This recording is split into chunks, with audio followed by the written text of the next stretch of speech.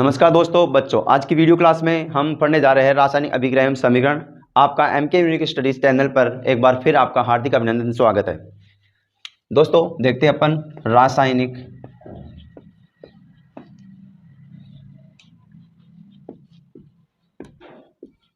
अभिक्रिया।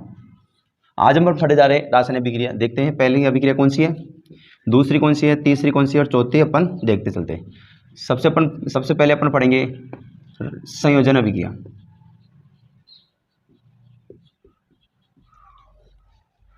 ठीक है, अब संयोजन अभिक्रिया के बारे में अपन पढ़ते हैं कि इसमें क्या होता है कि दो अभिकारक या दो यौगिक इस अभिक्रिया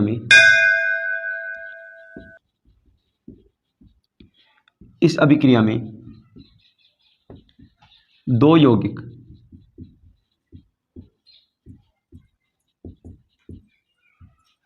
यौगिक आपस में मिलकर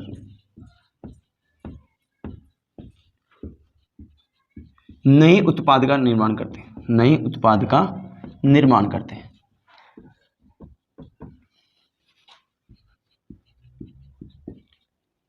हैं। जैसे ए प्लस बी रिएक्शन करवाई तो अपन ने क्या बन गया यहाँ पे ए बी। जैसे फॉर एग्जांपल उदाहरण के तौर पर अपन ले उदाहरण, देखो जैसे कोयले का दहन। तो अपन ने क्या किया, C+O2 से क्या बन गया CO2। तो ये क्या हो गया, यहाँ पे कोयले का क्या हो रहा है, यहाँ पे दहन हो रहा है। ठीक है, इसके एक और एग्जांपल ले अपन दूसरा, तो वो क्या बन रहा है, जल का निर्माण। जैसे 2H2 प्लस O2 से अगर क्रिया करवाए तो क्या बन गया 2H2O। ठीक है, ये हो गई संयोजन अभिक्रिया। ओके, इसके बाद ऊपर पढ़ेंगे विपरीत अभिक्रिया, वियोजन अभिक्रिया।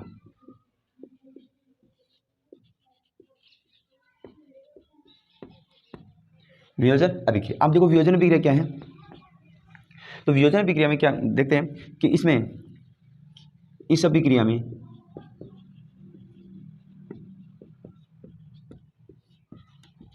अभिक्रिया में एक एकल अभिकर्मक टूटकर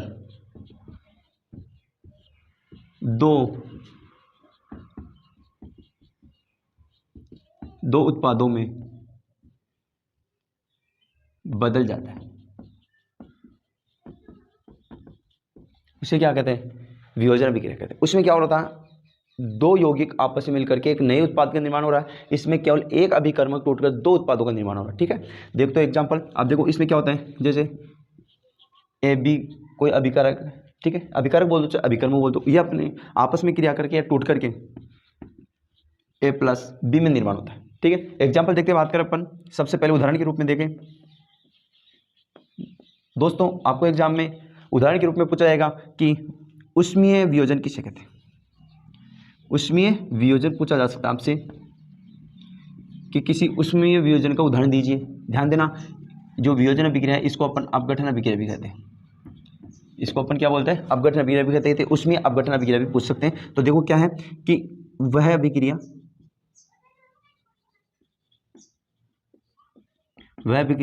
जो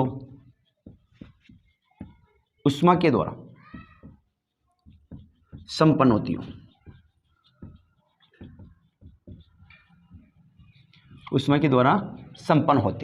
वह क्या कहलाती है, ऊष्मीय वियोजन कहलाती है। क्या कहलाती है, ऊष्मीय वियोजन। जैसे बात करें अपन CaCO3 अभिक्रिया है। ठीक है, CaCO3 अभिक्रिया, तो इसमें ऊष्मा के माध्यम से, किसके माध्यम से, ऊष्मा के माध्यम से, उसमें उपस्थित होगा या हीट बोल दो से। ठीक है, तो उसमें क्या हो जाएगा यहाँ पे CaO। ठीक है, CaO प्लस CO2 में परिवर्तित हो जाएगा। दूसरा एग्जाम्पल ले अपन इसी के अकॉर्डिंग, वैद्युत वियोजन। उसके बाद में क्या लेंगे, वैद्युत वियोजन। अब वैद्युत वियोजन क्या है कि वह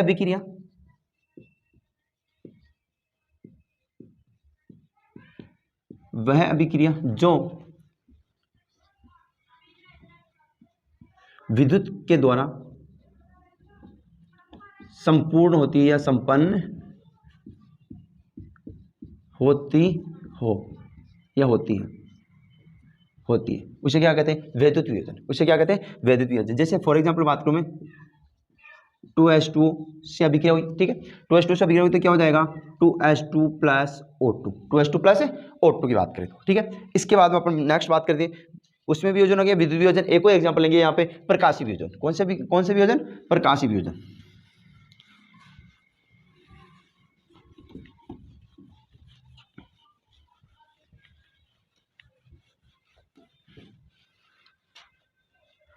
इसके बारे में आपसे पूछा जा सकता है दोस्तों बोर्ड एग्जाम में आपके, प्रकाशीय वियोजन को समझिए। जो मैं दो तीन जो भी वियोजन मैंने आपको बताया, इन दोनों तीनों वियोजनों में से एक वियोजन आपको जरूर पूछेगा एग्जाम में। तो देखो प्रकाशीय वियोजन क्या है कि वह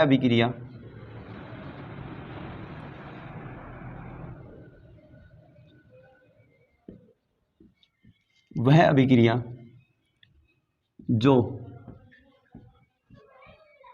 प्रकाश के द्वारा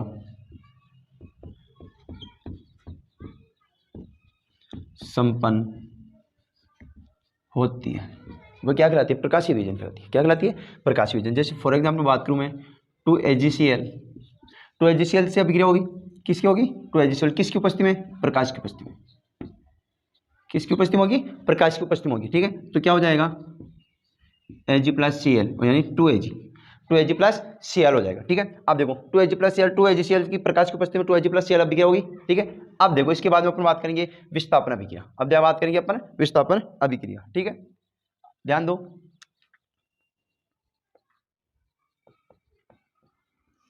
विस्थापन अभिक्रिया फॉर एक देखते हैं अपन। इसके बाद में वियोजन अभिक्रिया होगी। अब तीसरे नंबर की अभिक्रिया चल रही है अपने पास, विस्थापन अभिक्रिया। क्या कहती है विस्थापन अभिक्रिया? कि वह अभिक्रिया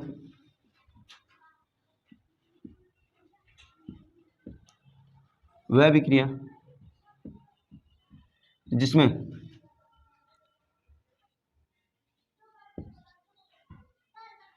अधिक क्रियाशील वाला तत्व,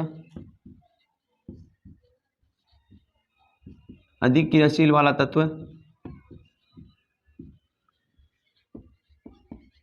अपने से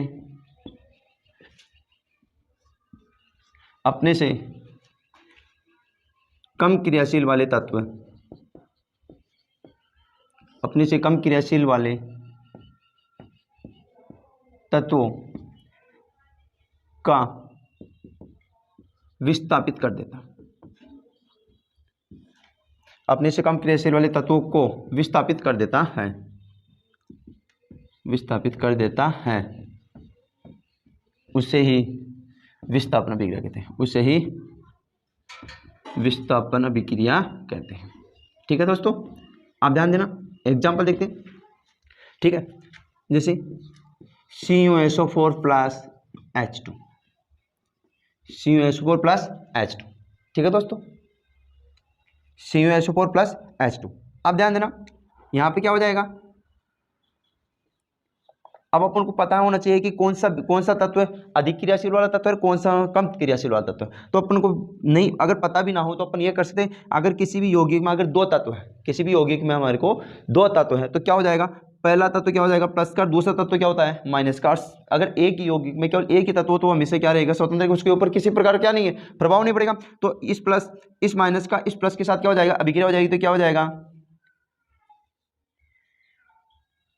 H2SO4 प्लस Cu, क्योंकि ये क्या है? कम क्रियाशील वाला तत्व है, और ये क्या है? अधिक क्रियाशील वाला तत्व है। तो अधिक क्रियाशील वाला तत्व कम क्रियाशील वाला तत्व क्या कर देगा? हटा देगा, और अधिक क्रियाशील वाले तत्व के साथ क्या हो जाएगा? संयोजन कर देगा। तो ये क्या हो गया? विस्थापन अभिक्रिया। क्या हो गया? विस्थापन अभिक्रिया, ठीक है दोस्तों। अब आगे देखते हैं।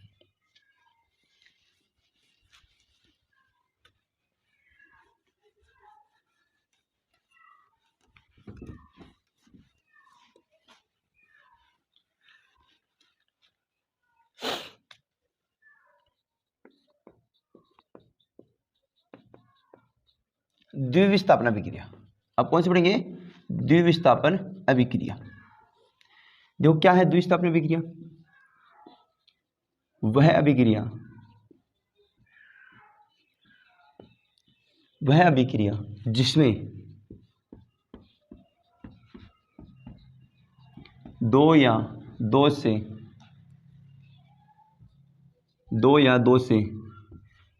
अधिक यौगिक, दो या दो से अधिक यौगिक जिनके मध्य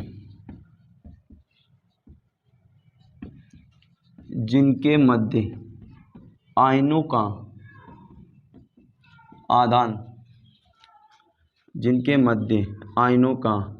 आदान प्रदान होता हो,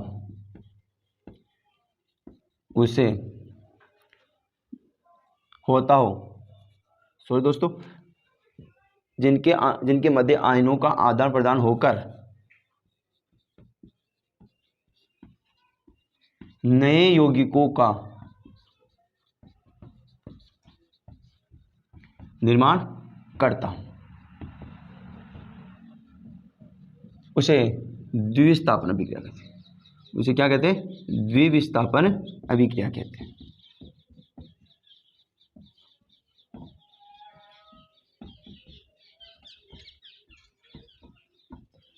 ठीक है दोस्तों, अब इसका एग्जांपल देखते हैं अपन। तो देखो क्या है उदाहरण, Na2SO4 plus BaCl2 plus BaCl2 है। ठीक है दोस्तों, अब देखो Na2SO4 इसके मध्य अपन को, आपको एग्जाम में ये ऐसे भी पूछा जा सकता है, इतनी सी ऐसी अभिक्रिया दे दे और अपन को उत्पाद बनवा ले आपसे, क्या दे दे? उत्पाद बनवा ले आपसे, या उत्पाद देकर के अभिकारक भी बनवा सकते हैं। कैसे दे दे? निम्न अभिक्रिया को पूरा कीजिए। तो देखो अपन को किस प्रकार से करना है, देखो इसमें मैंने बता दिया, किसी भी यौगिक में अगर दो या दो से अधिक यौगिक हो तो उसमें हमारे को कैसे पता करना है कि पहला तत्व क्या होगा प्लस, दूसरा तत्व क्या होगा माइनस। इसमें भी पहला तत्व क्या होगा प्लस, दूसरा तत्व क्या होगा माइनस। अब इस प्लस वाले तत्व को इस माइनस के साथ क्या करवा दो? अभिक्रिया करवा दो। क्या कर दो? और इस प्लस वाले तत्व के साथ इस माइनस का क्या करवा दो? अभिक्रिया करवा दो। क्या हो गया? BaSO4, ठीक है, BaSO4 प्लस 2NaCl, यहाँ पे क्या बन गया? नमक बन गया। क्या बन गया? नमक बन गया। ठीक है दोस्तों, अब आगे देखते हैं अपन।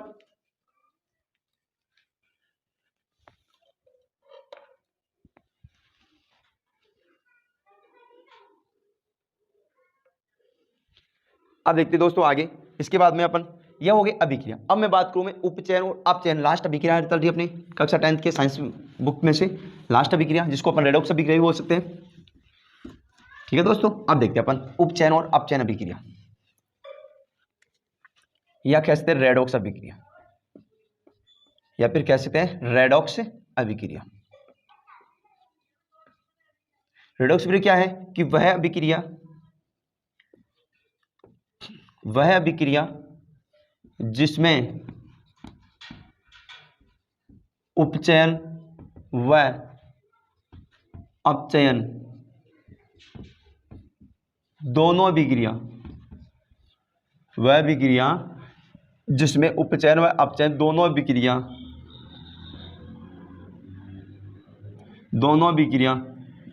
साथ साथ चलती हो, दोनों अभिक्रिया साथ साथ चलती हो, रेडॉक्स अभिक्रिया कहलाती है। अब देखो उपचयन और अपचयन अभिक्रिया क्या है। सबसे पहले उपचयन अभिक्रिया, ध्यान देना, उपचयन को ऑक्सीकरण अभिक्रिया बोलते हैं। उपचयन को क्या बोलते हैं? ऑक्सीकरण अभिक्रिया भी बोलते हैं। अब ध्यान देना, उपचयन को ऑक्सीकरण अभिक्रिया बोलते हैं तो क्या है? ध्यान देना, वह अभिक्रिया जिसमें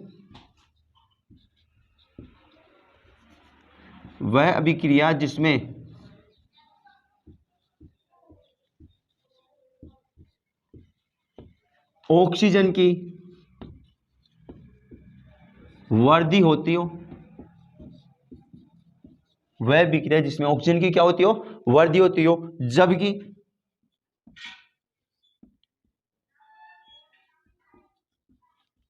जबकि हाइड्रोजन की कमी हो, जबकि हाइड्रोजन की क्या हो? कमी हो, वह क्या कहलाती है? उपचयन अभिक्रिया कहलाती है। वह क्या कहलाती है? उपचयन, वह क्या कहलाती है? उपचयन अभिक्रिया कहलाती है।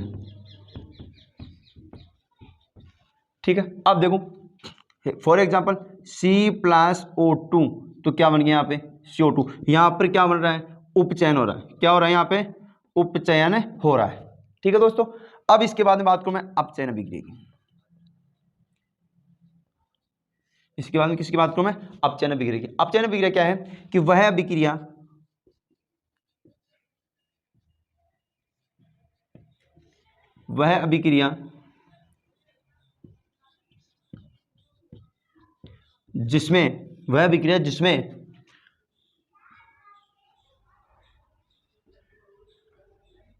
जिसमें हाइड्रोजन की वृद्धि होती हो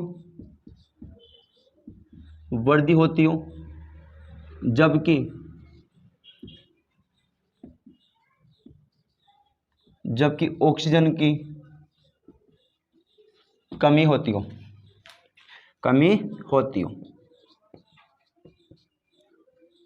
उसे अपचयन कहलाते हैं, उसे अपचयन अभिक्रिया कहते हैं।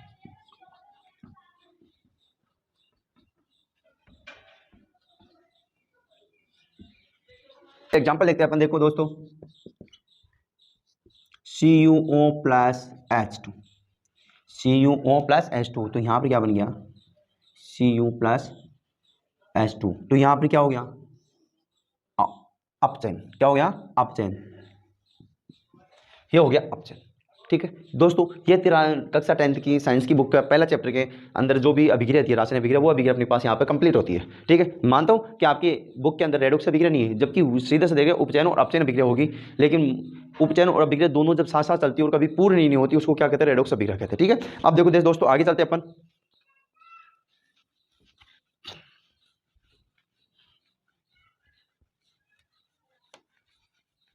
देखो उस चैप्टर का लास्ट पॉइंट चल रहा है अपने, दो पॉइंट रहे अपने पास, एक तो रहा अपने पास संचरण और एक रहा है विकृत गंधिता। देखो संचरण क्या है, विकृत गंधिता क्या है। एक तो है संचरण और एक आ रहा अपने पास विकृत गंधिता। विकृत गंधिता, अब देखो क्या है, एक तो संचरण और दूसरा क्या है? विकृत गंधिता। एक तो संचरण, अब देखो संचरण किसे कहते हैं कि कोई भी धातु जब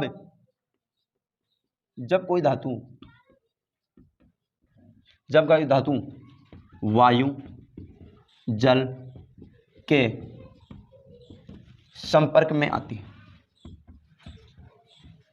तो वह धीरे धीरे संक्षारित होने लगती है,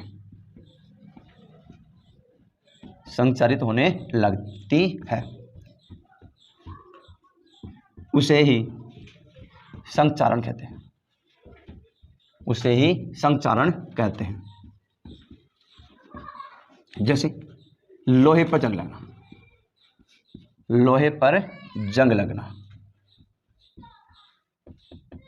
क्योंकि लोहा एक धातु है और वायु और जल के संपर्क में अगर आएगी तो लोहे पे क्या लग जाएगी? जंग लग जाएगी, यानी भूरे रंग की क्या चढ़ जाएगी?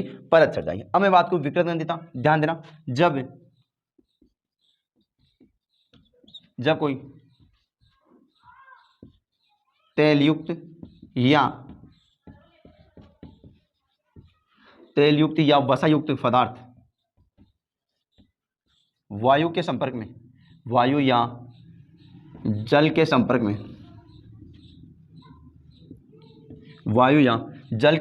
में आता है, जब कोई तेलयुक्त या वसायुक्त पदार्थ वायु या जल के संपर्क में आता है तो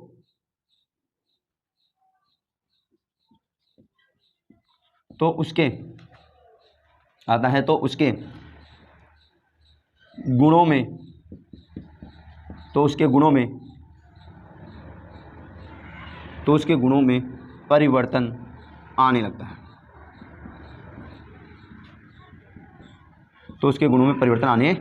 है। उसे ही विकृत गंधिता कहते हैं।